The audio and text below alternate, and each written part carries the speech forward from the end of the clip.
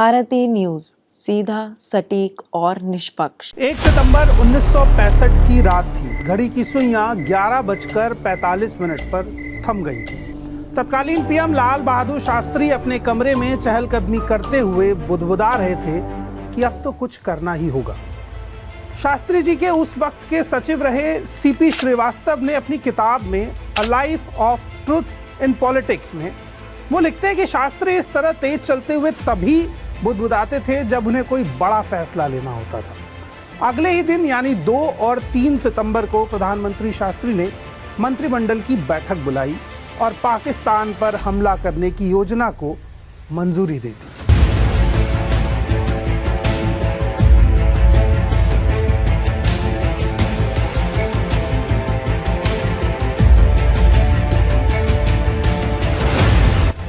ये वो एक जवाबी हमला होने वाला था जो पाकिस्तान के ऑपरेशन जिब्राल्ट और ऑपरेशन ग्रैंड स्लैम का जवाब था।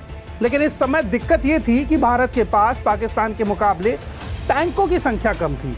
ऊपर से पाकिस्तान के अमेरिकी पैटर्न टैंक भारत के टैंक के मुकाबले ज्यादा आधुनिक और मजबूत थे।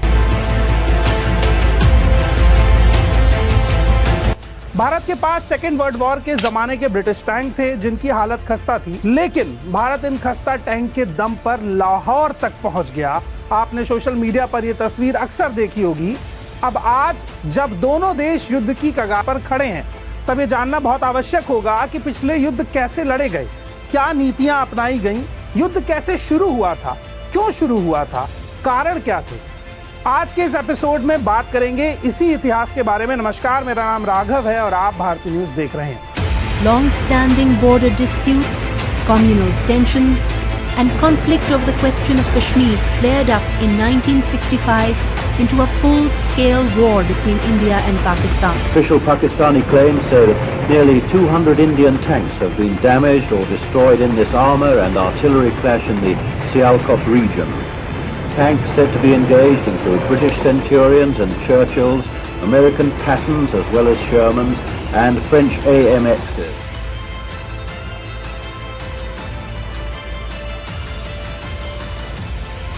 तारीख थी 18 जुलाई 1947। ब्रिटिश संसद में इंडियन इंडिपेंडेंस एक्ट पास हो गया था।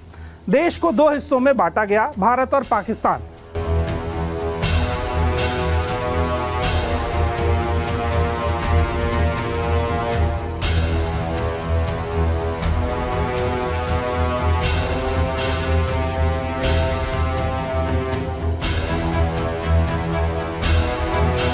उस समय देश में 550 से ज्यादा रियासतें थीं। इन रियासतों को आजादी दी गई कि वो चाहे तो भारत या पाकिस्तान दोनों में शामिल हो सकती हैं या फिर खुद को आजाद भी रख सकती हैं। 15 अगस्त 1947 तक ज्यादातर रियासतें भारत या पाकिस्तान का हिस्सा बन चुकी थी, लेकिन 3 रियासतें जूनागढ़ स्टेट, हैदराबाद और जम्मू कश्मीर का मामला उलझ रहा था।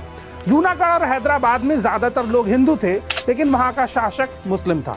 दूसरी ओर जम्मू कश्मीर में ज्यादातर लोग मुसलमान थे, लेकिन शासक हिंदू था, राजा हरि सिंह, नाम याद होगा आपको। भारत और पाकिस्तान दोनों ही इन तीनों रियासतों को अपने साथ मिलाना चाहते थे, लेकिन बात बन नहीं रही थी। जून 1947 में भारत के आखिरी वायसराय लॉर्ड माउंटबेटन कश्मीर के महाराजा हरि सिंह से मिलने गए, लेकिन हरि सिंह ने बीमारी का बहाना बनाकर उनसे मुलाकात नहीं की। कुछ समय बाद माउंटबेटन के chief of staff Lord Hasting Kashmir पहुंचे। उन्होंने अपने नोट में लिखा कि जब भी मैंने विलय की बात शुरू की, महाराजा हरि सिंह ने टॉपिक ही बदल दिया। एक लेख में महाराजा हरि सिंह के बेटे कर्ण सिंह ने बताया कि भारत में लोकतंत्र आ रहा था जो महाराजा को पसंद नहीं था। पाकिस्तान एक मुस्लिम देश बनने जा रहा था, तो उसके साथ जाना भी सही नहीं लगता था। इसलिए हरि सिंह कश्मीर को आजाद रखना चाहते थे। लैरी कॉलिंस और डोमिनिक लैपियर ने अपनी किताब फ्रीडम एट मिडनाइट में 24 अगस्त 1947 की एक घटना का जिक्र किया है। उस समय पाकिस्तान को आजाद हुए 10 दिन हो चुके थे। मोहम्मद अली जिन्ना कश्मीर में कुछ दिन बिताना चाहते थे, जो टीबी और फेफड़े कैंसर की बीमारी से जूझ रहे थे। उन्होंने अपने सेक्रेटरी कर्नल विलियम बर्नी को कश्मीर जाकर 2 हफ्ते की छुट्टियों का इंतजाम करने को कहा। 5 दिन बाद बर्नी कश्मीर से लौटे तो जिन्ना से बोले, महाराजा हरि सिंह नहीं चाहते कि जिन्ना कश्मीर में कदम रखें, चाहे वो टूरिस्ट के तौर पर ही क्यों ना आए। जिन्ना को यह जवाब सुनकर बड़ा झटका लगा। उन्हें यकीन था कि कश्मीर देर सबेर पाकिस्तान का हिस्सा बन जाएगा। जिन्ना की उम्मीद टूट चुकी थी। बंटवारे का समय जिन्ना ने कहा भी था कि Kashmir was a ripe fruit with would fall into the lap only, यानी कश्मीर एक पका हुआ फल है जो बस उनकी झोली में गिरेगा। मगर ये सारी हसरतें अधूरी रह गईं। इसी की आस में 48 घंटे के अंदर ही जिन्ना ने एक सीक्रेट एजेंट को कश्मीर भेजा। एजेंट ने जांच पड़ताल शुरू की और वापस आकर बताया कि हरि सिंह किसी भी कीमत पर पाकिस्तान के साथ नहीं आएंगे। अब मसला बिगड़ता जा रहा था। सितंबर 1947 में पाकिस्तान के प्रधानमंत्री लियाकत अली लाहौर में एक सीक्रेट मीटिंग करते हैं। मकसद था महाराजा हरि सिंह को किसी भी तरह कश्मीर का पाकिस्तान में विलय करने के लिए मजबूर करना। मीटिंग में चर्चा हुई कि सीधे सीधे कश्मीर पर अटैक किया जाए या नहीं। अटैक करने के प्रस्ताव को खारिज कर दिया गया। पाकिस्तानी सेना को लगता था कि ऐसा करने से भारत के साथ जंग छिड़ सकती है। कर्नल अकबर खान ने दूसरा प्रस्ताव रखा कि कश्मीर की असंतुष्ट मुस्लिम आबादी को राजा के खिलाफ विद्रोह भड़काने के लिए हथियार और पैसा दिया जाए। लेकिन इसमें एक दिक्कत थी। दिक्कत यह थी कि इसमें काफी वक्त लग सकता है, इसलिए प्रपोजल होल्ड कर दिया गया। तीसरा प्रपोजल था कि कुछ पठानों को हथियार के साथ कश्मीर भेजा जाए और उन्हें पीछे से सेना की मदद मुहैया कराई जाए। मीटिंग में इस प्रपोजल पर मोहर लग गई। पाकिस्तान ने इस मिशन को नाम दिया ऑपरेशन गुलमर्ग।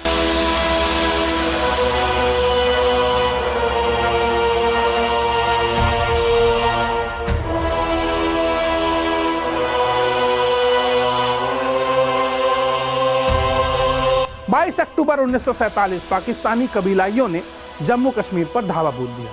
जम्मू कश्मीर के महाराजा हरि सिंह यह मानकर चल रहे थे कि उनकी फौज कबीलाइयों को खदेड़ देगी, जो उनकी सबसे बड़ी भूल साबित हुई। 3 दिन के भीतर कबीलाई लूटपाट, बलात्कार, कत्लेआम मचाते हुए बारामूला तक पहुंच गए।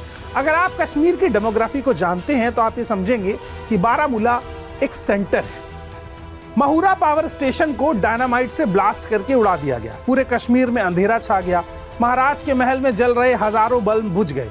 अब कबीलाइयों का टारगेट था श्रीनगर, जो बारामूला से महज 70 किलोमीटर दूर था। श्रीनगर पहुंचने का मतलब है कश्मीर पर कब्जा। घबराए महाराज हरि सिंह ने फौरन दिल्ली टेलीग्राम भेजा, मुझे सैन्य मदद चाहिए। इस पर भारत ने जवाब दिया, पहले कश्मीर का भारत में विलय कराइए। ये कहानी मैं आपको इसलिए सुना रहा हूं ताकि वो तमाम लोग जो ये आरोप लगाते हैं कि उस वक्त नेहरू, गांधी और सरदार पटेल क्या कर रहे थे, कश्मीर की समस्या को तभी हल क्यों नहीं किया गया, आप इस कहानी के जरिए से समझेंगे कि इस वक्त की जरूरतें क्या थी। टेलीग्राम भेजने के बाद हरि सिंह ट्रकों में बेशकीमती सामान भरकर जम्मू के लिए निकल पड़े। उन्होंने जम्मू पहुंचते ही अपने सेक्रेटरी से कहा, मैं सोने जा रहा हूं। दिल्ली से मिनिस्ट्री ऑफ स्टेट्स के सेक्रेटरी वीपी मेनन यहां आए तो मुझे जगाना। अगर वो सुबह से पहले यहाँ नहीं पहुंचते हैं तो मेरी पिस्तौल से सोते में मुझे गोली मार देना। लेकिन 26 अक्टूबर को ही वीपी मेनन जम्मू पहुंच जाते हैं, हाथ में विलय पत्र लिए और सीधे हरि सिंह के कमरे में दाखिल होते हैं। इस पत्र पर हरि सिंह के दस्तखत हो जाते हैं। वीपी मेनन दिल्ली लौटते हैं और अगले दिन ही भारतीय फौज श्रीनगर पहुंच जाती है। 15,000 feet into the sky will soon be isolated, and to oust raiding tribesmen from the northwest, the Indian government is flying troops into Kashmir, stopping first at Jammu, 100 miles south of Srinagar.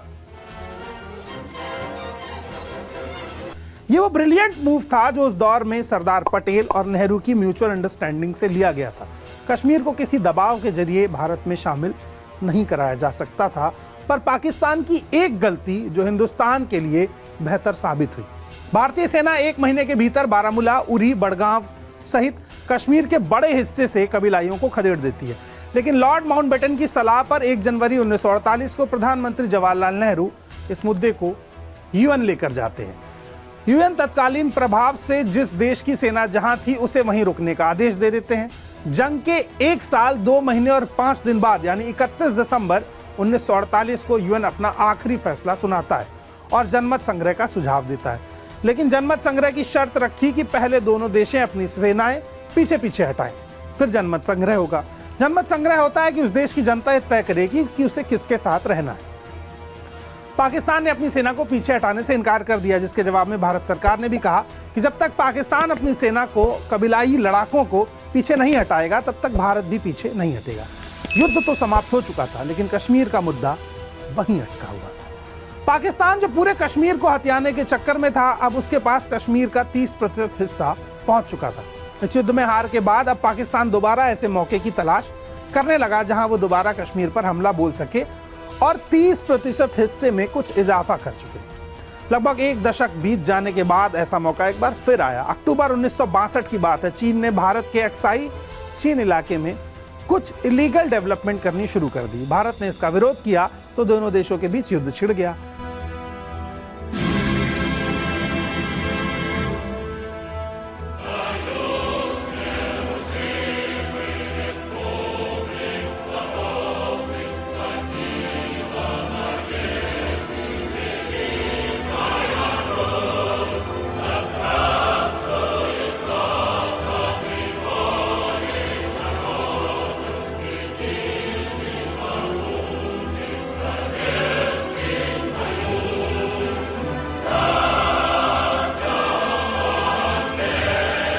चीन ने लद्दाख में एक्साई चिन्ह पर कब्जा जमा लिया। युद्ध के तुरंत बाद भारत ने अपने रक्षा ढांचे को पुनर्गठन किया और सेना के आधुनिकीकरण का काम तेज कर दिया।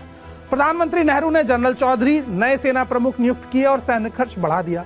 भारत ने सोवियत संघ से भी कुछ मदद लेनी शुरू की, जिसने 1962 के बाद भारत को लड़ाकू विमानों और उपकरणों की सप्लाई दी थी। दूसरी तरफ पाकिस्तान ने इस अवसर को अपने हित में भुनाने की कूटनीति शुरू कर दी। अच्छा, पाकिस्तान को ऐसा लग रहा था कि भारत चीन से हार गया है, एक युद्ध ऑलरेडी लड़ चुका है, तो इस वक्त अगर उस पर हमला किया जाए तो कमजोर होगा, यानी कमजोर शेर का शिकार करने के लिए पाकिस्तान तैयार था। पहले तो 1962 के युद्ध के दौरान पाकिस्तान तटस्थ रहा और कश्मीर मुद्दे पर कोई कार्रवाई नहीं की, लेकिन युद्ध के बाद उसने अनुमान लगाया कि अब भारत कुछ समय के लिए कमजोर स्थिति में है। 1962 के युद्ध के बाद अमेरिका और ब्रिटेन भारत की सैन्य मदद जो कर रहे थे, इससे पाकिस्तान का शासक अयूब खान नाखुश था। उसने पश्चिमी देशों को चेताया कि भारत की अत्यधिक मदद से दक्षिण एशिया में शक्ति संतुलन बिगड़ सकता है। जब पश्चिमी खेमे में उनकी बात पर खास ध्यान नहीं दिया तो पाकिस्तान ने साम्यवादी चीन के साथ रिश्ते मजबूत करने की शुरुआत की। वही शुरुआत आज तक चली आ रही है और पाकिस्तान चीन के भरोसे पर आज भी टेरर फैलाता है। वैसे तो बीजिंग सरकार से पाकिस्तान के पहले ही कूटनीतिक संबंध थे, लेकिन 1962 के बाद ये संबंध बेहद नजदीकी हो गए। दुश्मन का दुश्मन दोस्त होता है, ये कहावत सच होती दिखाई दी। मार्च 1963 में पाकिस्तान ने चीन के साथ एक सीमा समझौता किया, जिसमें पाकिस्तान ने पाक अधिकृत कश्मीर के नॉर्थ का सक्षम घाटी का लगभग 5300 वर्ग किलोमीटर इलाका चीन को दे दिया। पाकिस्तान का कहना था कि यह एक अस्थायी समझौता है और कश्मीर विवाद सुलझने के बाद इस सीमा पर पुनर्विचार होगा। दूसरी ओर भारत अपनी ओर से कश्मीर मुद्दे का शांतिपूर्ण हल खोजने का प्रयास कर रहा था। 1962-63 में अमेरिकी राष्ट्रपति केनेडी और ब्रिटेन के प्रधानमंत्री मैकमिल भारत के बीच कश्मीर पर बात करने की पेशकश करते हैं। पाकिस्तान के विदेश मंत्री जुल्फिकार अली भुट्टो और भारत के प्रतिनिधि स्वरण सिंह के बीच 1963 में कई दौर की बातचीत हुई, लेकिन इन बातों का कोई ठोस हल नहीं निकला। स्थिति जस की तस बनी रही। पाकिस्तान ने 1964 की शुरुआत में कश्मीर का मामला फिर यूएनएससी में यानी संयुक्त राष्ट्र सुरक्षा परिषद में उठाने का निर्णय लिया। इसी बीच भारत की आंतरिक राजनीति में बड़ा परिवर्तन आया। 27 मई 1964 को कौन भूल सकता है, पंडित जवाहरलाल नेहरू का निधन हो गया। Millions felt as Premier Nehru lay dead. Priests came to the Prime Minister's residence to chant prayers, expressive of a nation in grief. Jawaharlal Nehru, Chief Minister of his country since India became independent in 1947, died at the age of 74. देश में शोक और अनिश्चितता का माहौल पैदा हो चुका था, क्योंकि आजादी के बाद से आज तक हिंदुस्तान ने प्रधानमंत्री के तौर पर नेहरू के अलावा किसी और का चेहरा देखा ही नहीं था। और नेहरू के बाद लाल बहादुर शास्त्री ने जून 1964 में भारत के प्रधानमंत्री का कार्यभार संभाला। Nehru is dead, but India's millions must go on. Nehru's daughter hears his successor name, Lal Bahadur Shastri, the 59-year-old minister without portfolio. He is felt to have the best chance of uniting left and right, for the unity of this huge and varied nation is vital to itself and to the peace of the world. नए नेतृत्व था, चुनौतियां भी कई थी। लगातार सूखे के कारण कृषि घाटे में चल रही थी। देश भारी मात्रा में अमेरिकी खाद्य आयात पर निर्भर था। इस आर्थिक और खाद्य संकट ने देश को हिलाकर रख दिया था और असंतोष बढ़ रहा था। इस समय पाकिस्तान को लग रहा था कि नेहरू के उत्तराधिकारी इतने सक्षम नहीं हैं और यही सही मौका है भारत पर हमला करने का। अब मैं आपको एक मजेदार किस्सा बताता हूं। क्योंकि लाल बहादुर शास्त्री कद में छोटे थे, इसलिए पाकिस्तान के जनरल अयूब खान उनका मजाक बनाते थे। एक बार लाल बहादुर शास्त्री के साथ मुलाकात में अयूब खान किसी और को कह रहे थे कि इनके प्रधानमंत्री इतने छोटे हैं कि जब मैं उनसे बात करूंगा तो मुझे नीचे देखना पड़ेगा। लाल बहादुर शास्त्री को ये बात पता चली। जब वो पाकिस्तान के दौरे पर गए, अयूब खान से मिले, तो उन्होंने कहा कि जनरल, मुझे एक बात का बड़ा दुख है, आप जब मुझसे बात करेंगे तो आपकी गर्दन झुकी होगी और मेरी तनकर खड़ी होगी। इस बात के बाद अयूब खान के पास कोई जवाब नहीं था। जनवरी 1965 में पाकिस्तान ने गुजरात के कच्छ रण में भारतीय इलाकों में अपनी पोस्ट बना ली। 9 अप्रैल को विवादित जमीन पर अपना कब्जा करने के लिए भारत के खिलाफ ऑपरेशन डेजर्ट हॉक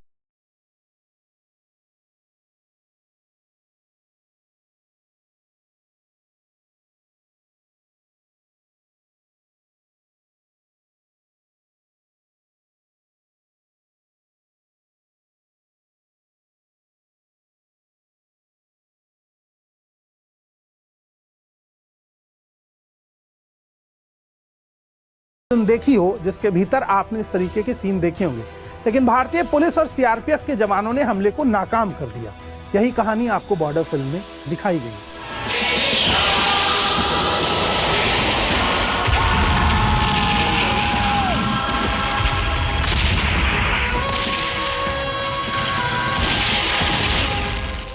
चार पाकिस्तानी सैनिक गिरफ्तार कर लिए गए। अब तक बात ज्यादा बिगड़ी नहीं थी। जून 1965 तक ब्रिटिश पीएम हैरोल्ड विल्सन इस विवाद को सुलझाने के लिए एक ट्रिब्यूनल बनाने पर जोर देते हैं और दोनों को राजी कर लेते हैं। पाकिस्तान इसे भारत की कमजोरी समझने की गलती कर बैठता है और ओवर कॉन्फिडेंस में अयूब को लगा कि भारत से कश्मीर छीनने का यह सबसे माकूल वक्त है। अब देर नहीं करनी चाहिए। मौके का फायदा उठाकर पाकिस्तान ने कश्मीर से ध्यान हटाने के लिए पहले गुजरात में झड़प को अंजाम दिया। जैसे ही भारत का ध्यान गुजरात पर गया, पाकिस्तान ने अपने 30,000 लड़ाकों को कश्मीर में घुसपैठ करने के लिए भेज दिया। इनका काम था कश्मीरियों को भारत और सेना के खिलाफ खड़ा करना। इस ऑपरेशन को नाम दिया गया operation Gibraltar. The ultimate aim is to take over Kashmir, but many are captured. What's your name? Ghulam Hussain. Rank Captain. Number ACO 780. What's your unit? 8 AK Infantry Battalion. How many regular chaps were there in the company? Well, every company had 43 people from army and 66 Mujahid. Did you do training together with the Mujahid? Yes. दरअसल Spain के पास Gibraltar नाम का एक छोटा द्वीप है। जब Europe जीतने के लिए अरब देशों की सेना पश्चिम की ओर चली तो उनका पहला पड़ाव जिब्राल्टर ही था। यहीं से आगे बढ़ते हुए अरबी सेना ने पूरे स्पेन पर जीत दर्ज की। पाकिस्तान को लगा था कि इस बार भारत के जिब्राल्टर यानी कश्मीर पर कब्जा कर लिया तो वह भारत को मात दे देगा। जिब्राल्टर फोर्स की command major general Akhtar Hussain Malik को दी गई। ऑपरेशन के लिए पाकिस्तान सेना के जवानों और अफसरों ने भी पीओके में ट्रेनिंग लेकर भारत में घुसपैठ की। इन्हें राइफल, बंदूक, ग्रेनेड सब दिए गए थे। गुरिल्ला युद्ध टेक्नोलॉजी सिखाई गई थी। 5 अगस्त 1965 को पाकिस्तान के करीब 33,000 सैनिक कश्मीर के अंदर कश्मीरी बनकर एलओसी पार करते हैं। इन सैनिकों का पहनावा, रहन सहन कश्मीरियों की तरह था। मकसद कश्मीर के स्ट्रैटेजिकल पॉइंट मसलन पुल, post office, telephone office, communication network और सरकारी दफ्तरों पर कब्जा करना था। साथ ही कश्मीरियों को भड़काकर भारत सरकार के खिलाफ खड़ा करना था। लेकिन अयूब का दांव उल्टा पड़ गया। कश्मीरियों ने इन पाकिस्तानी सैनिकों को पहचान लिया और 15 अगस्त 1965 को इसकी जानकारी भारतीय सेना तक पहुंचा दी। भारतीय सेना ने शुरुआत में ही कई लड़ाकों को गिरफ्तार कर लिया।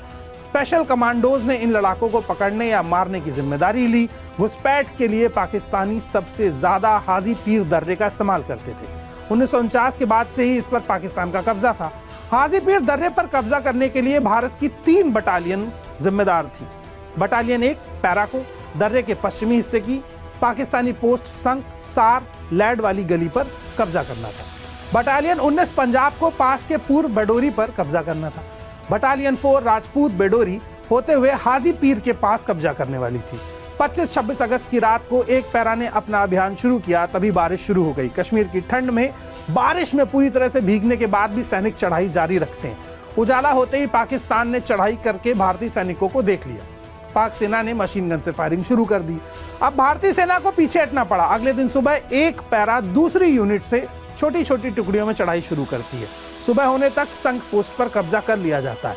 पाकिस्तानी सेना अपने 15 जवानों की डेड बॉडी छोड़कर भाग गई। इसके बाद एक पैरा ने दुश्मन को सोचने का मौका ना देते हुए सार और लेड वाली गली पर भी कब्जा कर लिया। एक पैरा की डेल्टा कंपनी के कमांडर ब्रिगेडियर अरविंद सिंह इस जीत के बारे में कहते हैं, जब तक पाकिस्तान जीत रहे थे तब तक अच्छे लड़ाके होते थे, लेकिन जब हारने लगते हैं तो भाग जाते हैं। यही उनकी मानसिकता है। दूसरी बटालियन 19 पंजाब को भी बेस कैंप से निकलने 3 दिन हो गए थे, लेकिन बारिश और फिसलन भरे रास्ते के लिए वो बडोरी कब्जा नहीं कर पा रहे थे। 19 पंजाब का राशन भी खत्म हो गया था। उनके लिए खाना एयर ड्रॉप किया गया, लेकिन खाना पाकिस्तानी कब्जे वाले इलाके के नाले में जा गिरा। ऐसे में प्लान में बदलाव करना पड़ा। एक पैरा को अकेले ही हाजी पीर पास की तरफ कब्जा करने के लिए बढ़ना पड़ा। ये बातें सुनने में जितनी आसान लग रही हैं, करते वक्त इससे 1000 गुना ज्यादा मुश्किल थी। 28 अगस्त की सुबह 10 बजे तक एक पैरा हाजी पीर के पास तिरंगा लहरा देती है। 29 अगस्त की सुबह 6 बजे तक 19 पंजाब भी बिडोरी पर कब्जा कर लेती है। इसके बाद वे कुंथार गली पर जीत दर्ज करते हुए 1 सितंबर को हाजी पीर के पास पहुंचे, जहां उन्होंने आखिरकार खाना खाया। 10 सितंबर तक कब्जे में की गई सारी पोस्ट के आसपास में लिंक करके भारत ने पूरे हाजी पीर पास को अपना कब्जा बना लिया। इसका फायदा ये हुआ कि उरी से पुंछ पहुंचने के लिए जहां पहले 282 किलोमीटर का रास्ता तय करना पड़ता था, अब सिर्फ 56 किलोमीटर का रास्ता रह गया। पाकिस्तान का ऑपरेशन जिब्राल्टर पूरी तरह फेल हो चुका था, लेकिन पाकिस्तान का जिब्राल्टर के साथ साथ एक ऑपरेशन और चल रहा था, ऑपरेशन ग्रैंड स्लैम, जिसमें पाकिस्तान अखनूर पर कब्जा करने वाला था। Thwarted in Kashmir, Pakistan had launched a new offensive in Jammu. It was called Operation Grand Slam. The plan was to take the border town of Akhnur. Akhnoor Jammu Kashmir को श्रीनगर से जोड़ता था। इस पर कब्जा करने से भारतीय सेना का मूवमेंट रुक जाता और पाकिस्तान के लिए ऑपरेशन जिब्राल्टर को आगे बढ़ाने और कश्मीर पर कब्जा करने के लिए आसानी मिल जाती।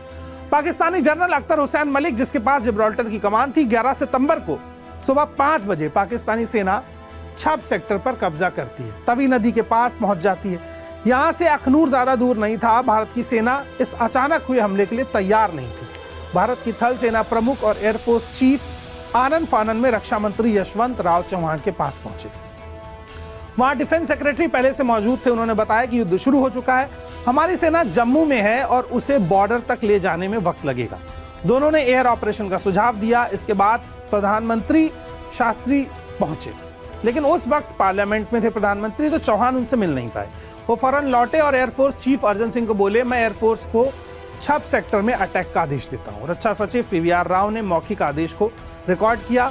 समय था शाम 4:45। ठीक 1 घंटे बाद 5:45 पठानकोट एयरबेस से भारत के 8 वैम्पायर विमानों ने उड़ान भरी।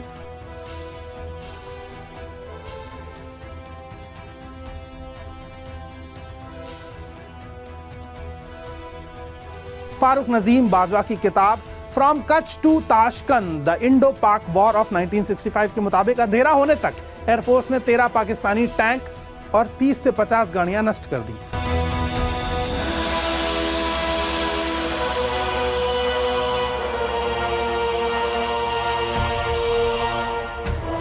इसके बाद पाकिस्तान ने भी अपनी एयरफोर्स के मोर्चे को खोल दिया। अगले दिन पाकिस्तान ने एक चौंका देने वाला फैसला लिया।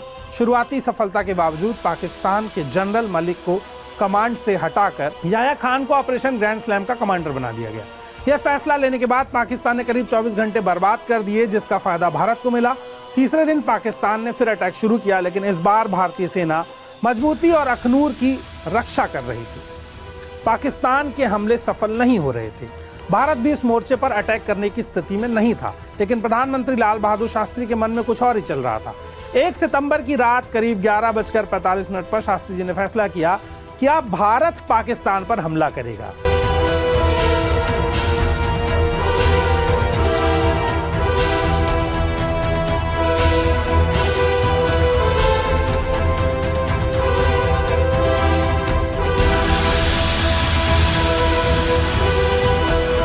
और ये हमला कहां और कैसे होगा, इसके लिए उन्होंने 2 और 3 सितंबर को मीटिंग बुलाई। इस मीटिंग में तय हुआ कि अखनूर में भारतीय सेना हमला करने की स्थिति में नहीं है, तो इसलिए भारत एक नया मोर्चा खुलेगा। ये मोर्चा लाहौर के करीब खुला जाएगा। पहले तय हुआ कि हमला 7 सितंबर को सुबह 4 बजे किया जाएगा, लेकिन पश्चिमी क्षेत्र के commander in chief lieutenant general Harbaksh Singh ने 24 घंटे पहले यानी 6 सितंबर को आगे बढ़ने का फैसला लिया। इस पूरे ऑपरेशन का कोड वर्ड था बैंगल। पाकिस्तान को इसकी भनक न लगे, इसके लिए हरबख्श सिंह शिमला में पहले से तय कार्यक्रम में शामिल भी हुए। कार्यक्रम खत्म होते हेलीकॉप्टर से बॉर्डर पहुंचे। सबसे पहले उन्होंने अमृतसर में कर्फ्यू लगाने का आदेश दिया। इसके बाद तय वक्त पर भारत की सेना 4 जगहों से पाकिस्तान में घुस गई और कुछ ही घंटों में बसीन, दोकचाई, बागरियान और बरकी पर कब्जा हो गया। 22 सितंबर की सुबह 5:30 बजे भारतीय सेना ने एक और जगह डोरगाई पर भी कब्जा कर लिया कि सारे इलाके लाहौर जिले में आते थे। यह 1965 की बात है जब भारत ने लाहौर तक तिरंगा गाड़ दिया था। लाहौर को भारत के हाथों में जाता देख पाकिस्तानी सेना ने अपने टैंक पंजाब की ओर मोड़ दिए। अब जवाबी कार्यवाही करते हुए पाकिस्तान अमृतसर की ओर बढ़ने लगा। अमेरिका पैटर्न टैंक्स की मदद से पाकिस्तान भारतीय सीमा के 5 किलोमीटर अंदर आ गया और खेमकरन पर कब्जा कर लिया। पाकिस्तान के अंदर घुसता देख भारत ने भी अपना ध्यान अमृतसर को बचाने में लगा दिया। खेमकरन और अमृतसर के बीच असल उत्तरी गांव दोनों देशों की सेनाओं का आमना सामना हुआ। पाकिस्तानी सेना अपने करीब 300 टैंक और 10,000 सिपाहियों के साथ इस गांव की ओर बढ़ रही थी। पाकिस्तान की तुलना में न भारत के पास इतने एडवांस टैंक थे और न ही इतनी फौज थी। ऐसे में 4 ग्रेनेडियर ने पाकिस्तान टैंक को रास्ते में पानी पिला दिया। टैंकर और नहर से गन्ने के खेत में पानी डाला गया, जिससे मिट्टी दलदली बन गई और इसके बाद मेजर जनरल गुरबख्श सिंह ने अपने सिपाहियों को खास हार्शशू डिफेंस अपनाने का हुक्म दिया। इसमें सभी सिपाही यू के आकार में फॉर्मेशन बनाकर इलाके की रक्षा करते हैं। भारतीय सेना ने असल उत्तर के गन्ने के खेतों में छिपकर एक ऐसा ऑपरेशन बनाया और पाकिस्तानी टैंक और फौज को अपने बिछाए दलदल में फंसने का इंतजार करने दिया। जैसे ही पाकिस्तानी पैटर्न टैंक दलदल रास्ते में आए, उनकी रफ्तार धीमी हो गई। कई टैंक दलदल में फंसते चले गए, आगे नहीं बढ़ पाए। तभी 4 ग्रेनेडियर ने छिपे हुए सिपाहियों ने पाकिस्तान के टैंकों के पास आके उन पर हमला किया। भारतीय सेना सही रणनीति की बदौलत पाकिस्तान के उच्च तकनीक के टैंक भी मिट्टी में मिलने लगे। पाकिस्तान के सबसे ज्यादा टैंकों को कबाड़ में बदलने वाले वीर अब्दुल हमीद असल उत्तर की इस लड़ाई में वीर अब्दुल हमीद की कंपनी क्वार्टर मास्टर हवलदार के पद पर थे और एक मोबाइल टैंक गन की कमान संभाल रहे थे। उन्होंने 9 सितंबर को ही 4 पाकिस्तानी पैटर्न टैंक मार गिराए। कई पाक सिपाही अपनी टैंक युद्ध भूमि छोड़कर भाग गए। माना जाता है कि इसी दिन अब्दुल हमीद का नाम परमवीर चक्र के लिए भेज दिया गया था। 10 सितंबर को लड़ाई फिर शुरू हुई और इस दिन एक बार फिर अब्दुल हमीद और उनकी पूरी बटालियन ने पाकिस्तानी टैंकों पर हमले शुरू कर दिए। इस दिन अब्दुल ने कुल 3 टैंक मार गिराए, लेकिन आखिर में एक पाकिस्तानी गोले का शिकार होकर वो शहीद हो गए। उन्हें मरणोपरांत परमवीर चक्र से सम्मानित किया गया और पाकिस्तान ने असल उत्तर की लड़ाई में अपने 100 से ज्यादा पैटर्न टैंक गंवाए। जहां सेना की हार हुई, वहां चारों तरफ उनके टैंक ही बिखरे पड़े थे। इस जीत के बाद इस इलाके का नाम ही पैटर्न नगर रख दिया गया और इस जंग में हार कर भागे हुए सिपाहियों में से एक का नाम लेफ्टिनेंट परवेज मुशर्रफ का भी था। वही परवेज मुशर्रफ जो आगे चल के पाकिस्तान के आर्मी चीफ और फिर राष्ट्रपति बने। अब जिस देश का भागा हुआ सैनिक, जिसे हमारे यहाँ भगोड़ा कहा जाए, उसे राष्ट्रपति बना दिया जाए। जिस देश को युद्ध लड़ने का इतना शौक है, लेकिन जब भी वो युद्ध की शुरुआत करे हमसे हार जाए। और जो देश आतंकी साजिश के बाद मुंह तोड़ जवाब मिलने के बाद भी अपनी हरकतों से बाज ना आए, वो देश हिंदुस्तान से युद्ध क्या लड़ेगा। ये वो स्वर्णिम इतिहास है। इस युद्ध में भारत के लगभग 2700 और पाकिस्तान के 6000 सैनिक मारे गए।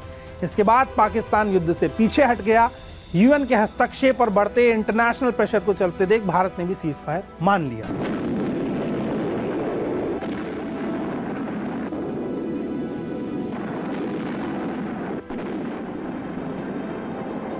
This was the last gunfire of the brief war between India and Pakistan. Indian reinforcements were moving up as the ceasefire was negotiated, putting an end to the conflict that has cost 5,000 lives. लेकिन पाकिस्तान के जहन में आज भी लाहौर पर फहराता हुआ तिरंगा गूंज रहा होगा। आपको हमारी स्टोरी कैसी लगी कमेंट बॉक्स में जरूर बताइए। इसके साथ साथ भारतीय न्यूज को सब्सक्राइब कर दीजिए और ये भी याद रखिए कि पाकिस्तान जैसे देश भारत की सिर्फ बुराई कर सकते हैं, हमला करने का प्रयास नहीं कर सकते। बहुत बहुत शुक्रिया, धन्यवाद।